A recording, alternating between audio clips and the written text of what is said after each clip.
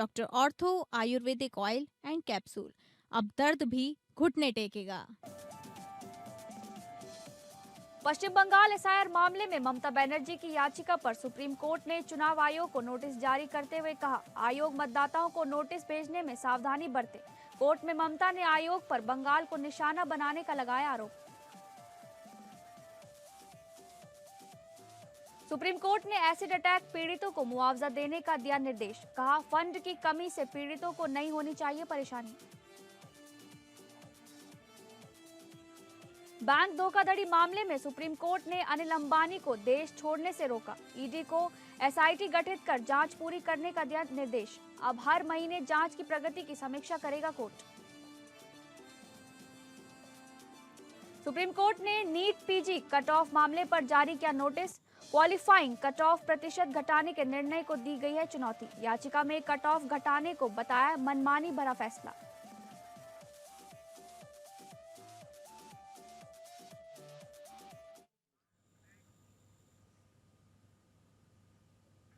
नमस्कार, मैं हूं अंकिता सिंह। हमारे लोकप्रिय कानून प्रोग्राम लीगल हेल्पलाइन में आपका स्वागत है। इसमें हमारे कानूनी विशेषज्ञ रोजमर्रा की जिंदगी की समस्याओं से जुड़े कानूनी मसलों पर आपकी शंकाओं का समाधान करते हैं। आप भी इस प्रोग्राम से जुड़ सकते हैं और फोन करके अपनी कानूनी राय ले सकते हैं। आज हम आपको आपदा प्रबंधन अधिनियम पर कानूनी जानकारी देंगे। इस मसले पर जानकारी देंगे हमारे आज के कानूनी विशेषज्ञ अधिवक्ता परमानंद पांडे जी। आपका स्वागत है। नमस्कार। अगर आप इस मसले से जुड़े कानून पर कोई सवाल है तो आप फोन कर राय ले सकते हैं। हमारा फोन नंबर है 01206127937937 012061279338।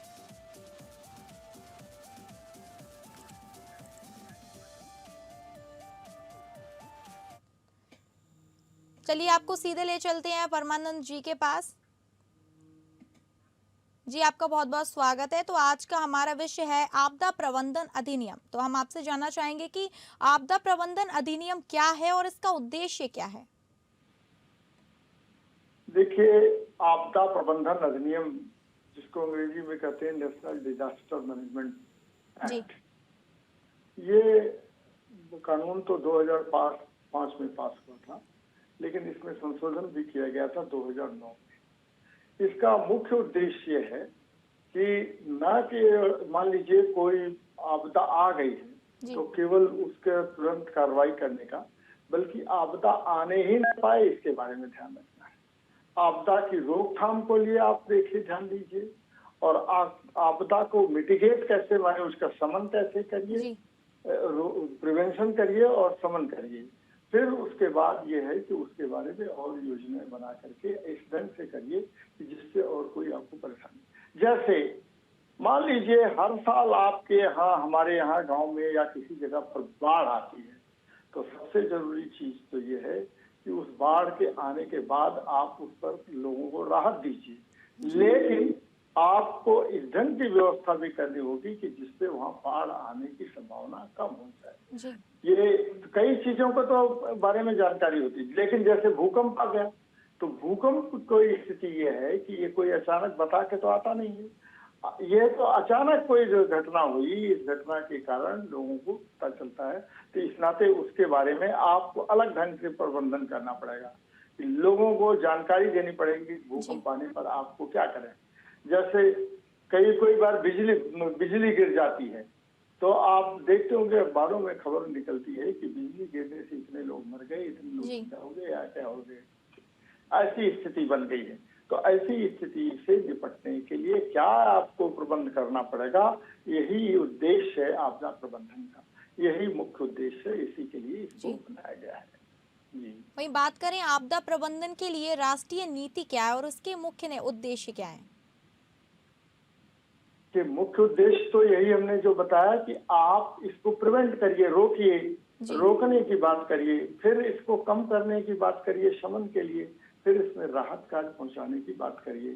तो और फिर ऐसी स्थिति में लोगों को राहत कार्य के लिए लोगों को तैयार रखने के लिए फिर कई चीजें ऐसी हो जाती हैं कि जैसे किसी का बहुत ज्यादा संपत्ति का नुकसान हो चुका है, मकान गिर गए हैं, पशु बह गए हैं, कहीं ढंग से ऐसी स्थिति आ गई है कि बहुत नुकसान हो गया है, तो आप उसको रिकवर करने में, आप उसको ले आने में भी उद्देश्य इसको पूरा करें। यही इसका मुख्य उद्देश्य है। तो जी। क्यों कि सबसे ज्यादा जरूरी है कि आप उसको प्रिवेंट करिए, उसको रोकिए और फिर उसको कम बनाइए। फिर आपको कोई ऐसी स्थिति लास्ट में आ जाती है तो आप उसको रिकवर करने की भी जी। कोशिश करिए और लोगों को इस योग्य बनाइए, इस सक्षम बनाइए, ऐसी शिक्षा दीजिए कि जिससे वो लोग अपने आप आपदा प्रबंधन कर सकें। देखिए, दो चीजें हैं इसमें। पहले जो था पहले जो आपदा प्रबंधन काम होता था वो रिलीफ सेंट्रिक था, माने राहत पहुंचा दिया जाए, यही बहुत बड़ा काम हो गया। लेकिन आजकल ये प्रबंधन का काम हो गया है, होलिस्टिक अप्रोच बनाए गए कि इसमें न केवल आपको प्रबंधन करना है बल्कि आपको ये भी देखना है कि इसको कैसे रोका जाए, और रोकने के बाद मान लीजिए कोई क्षति हो चुकी है, नुकसान हो चुका है, तो उसकी भरपाई या पूरा कैसे उसको किया जाए, ये सब भी इसके उद्देश्य हो गए हैं।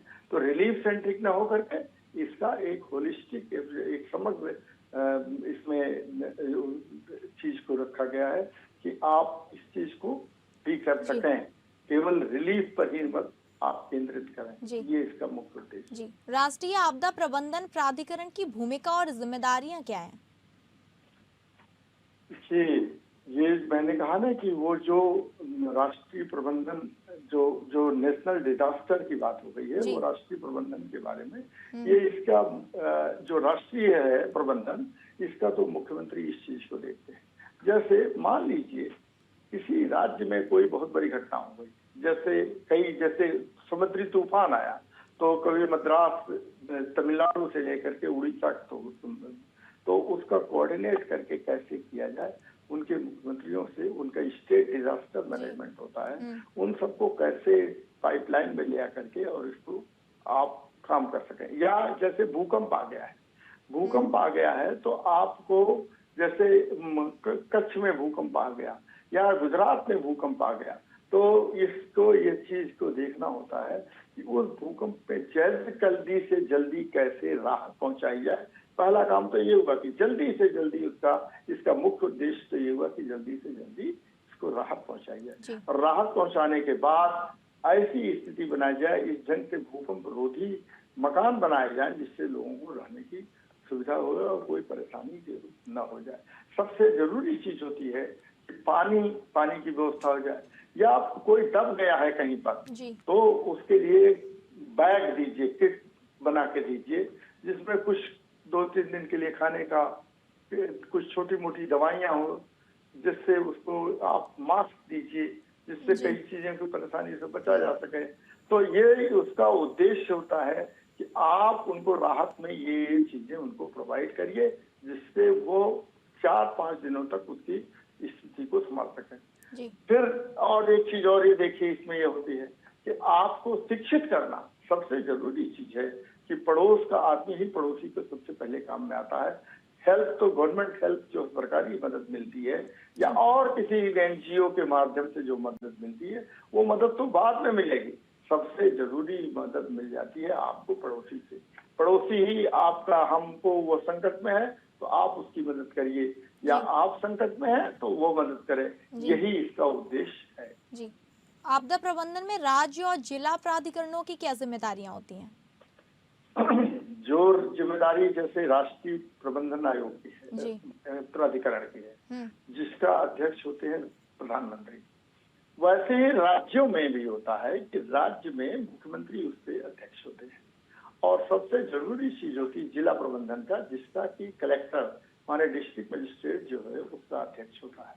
वो उस चीज को ध्यान में सुनिश्चित कराता है कि कैसे फोर्सेस को लगाया जाए, कैसे लोगों को हॉस्पिटल में व्यवस्था कराई जाए, कैसे जल्दी से जल्दी मदद पहुंचाई जाए। तो बेसिक वर्क जो होता है वो तो डिस्ट्रिक्ट लेवल पर ही होता है। उसके बाद क्या होता है, राज्य स्तर पर आता है, जिसको की देख रेख उसकी अध्यक्षता मुख्यमंत्री करते हैं। तो मुख्यमंत्री इस चीज को पूरी तरह से, रिजर्व फोर्सेस जो होती हैं, डिफेंस की फोर्सेस जो होती हैं, उनको सबको स्ट्रीमलाइन करके ले आइए और उन पर लगाइए। प्रधानमंत्री का नेशनल, जैसे मैंने कहा ना कि एक राज्य में नहीं, वो कई राज्यों में इस चीज को फैला होता है। प्रधानमंत्री के एक राज्य का नहीं होते, प्रधानमंत्री पूरे देश के होते हैं।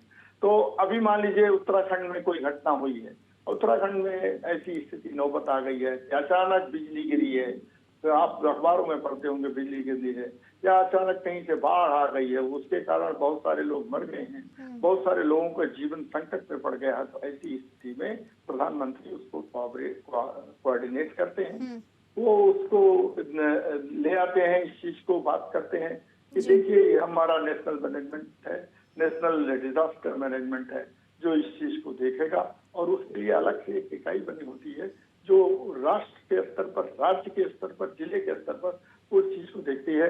कई बार जब जरूरी होता है तो बाहर से भी पुलिस फोर्स को बुला करके करते हैं। जी, तो आज हम बात कर रहे थे आपदा प्रबंधन के लिए, जिसके जानकारी देने के लिए हमारे साथ परमानंद जी जुड़े हुए हैं। अब हम आपसे जानना चाहेंगे कि आपदा प्रबंधन के लिए राष्ट्रीय योजना क्या है और इसके मुख्य घटक क्या है? जो इसकी राष्ट्रीय योजना है, इसमें तो कई चीजें आती हैं। जी, जैसे आपको एजुकेट किया जाए, इसके बारे में साफ साफ कई चीजें बताई जाए। जैसे आपको मैंने कहा ना, किट बैग एक तैयार किया जाए, जिसको उसका काम ये होता है कि कोई किसी समय में वो इमरजेंसी में आप इस चीज को ले आए, फिर उसकी व्यवस्था करवाएं कि क्या चिकित्सा की व्यवस्था हो सकती है, कैसे और चीजों को राहत पहुंचाई जा सकती है। तो सबसे जरूरी काम तो उसका यही होता है कि इस चीज को देखें। और सबसे इसके अलावा ये महत्वपूर्ण बात होती है कि आप उनको शिक्षित करें। कई बार ड्रिल की जाती है, देखिए आप जब सिक्योरिटी, प्राइम मिनिस्टर की सिक्योरिटी जब चलती है तो उसमें कई बार अचानक इस ढंग से कर दिया जाता है, मॉक ड्रिल की जाती है। मॉक ड्रिल में कई बार कई उसमें पटाखे छोड़ दिए जाते हैं, कई ऐसी चीजें कर दी जाती हैं जिससे लोगों को, पुलिस को, सबको सतर्क हो जाने की जरूरत हो जाती है कि आप इसको सतर्क रहिए।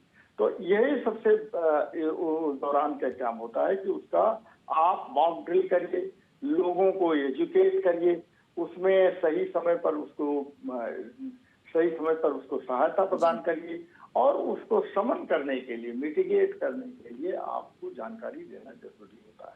तो ये इसका खास उद्देश्य है कि अगर आप इन चीजों को करते हैं तभी आप आपदा प्रबंधन सही माना जाएगा। आपदा प्रबंधन का उद्देश्य ही क्या है कि आपदा आ गई है और इस आपदा से हम प्रबंध कैसे इसके बारे में व्यवस्था करें, इसका मुख्य उद्देश्य यही होता है कि जब आप आपदा आ गई है तो आपदा तो बता के कई बार नहीं आती है, कई बार तो आपदा के बारे में आपको जानकारी है कि कुछ चीजें आ जाती हैं, जैसे सूखा हुआ या बाढ़ हुई, ये एक तरह का ये भी आपदा है, लेकिन इसके बारे में कमोबेश थोड़ी मोड़ी जानकारी होती है। लेकिन कई ऐसी आपदाएं होती हैं जो आपको, देखिए जैसे भूकंप आ गया तो भूकंप की कोई किसी को जानकारी नहीं, कहीं बिजली गिर गई इसके बारे में तो कोई जानकारी नहीं होती, या अचानक बाढ़, अचानक इतना बारिश हो गई है कि उस बारिश से आप कब्जा नहीं कर सकते, तो ये जो है उस पर आप रोक टोक नहीं लगा सकते, इसका प्रबंधन ही करना पड़ता। इस नाते इसका राष्ट्रीय प्रबंधन, आपदा में ही प्रबंधन को सोचा जाए, इसका यही काम होता है।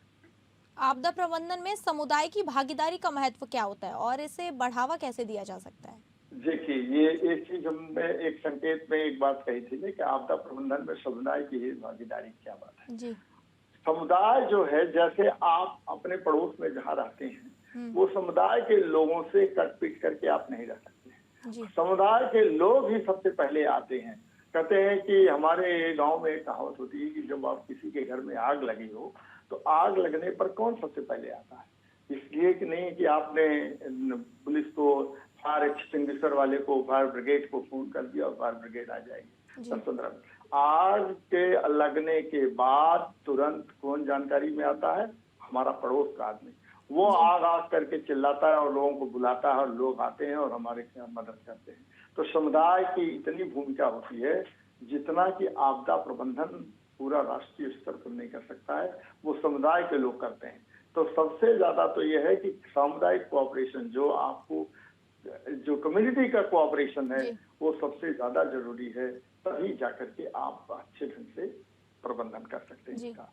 तो समुदाय का प्रबंधन छोटा मोटा नहीं कहा जाना चाहिए, इसको बहुत व्यापक और विस्तार से सोचा जाना चाहिए। जी, आपदा प्रबंधन में प्रौद्योगिकी की भूमिका क्या है और इसके उपयोग के क्या लाभ हैं? किसकी भूमिका? आपदा प्रबंधन में प्रौद्योगिकी की। क्या भूमिका है? ये टेक्नोलॉजी की बात कर रही हैं।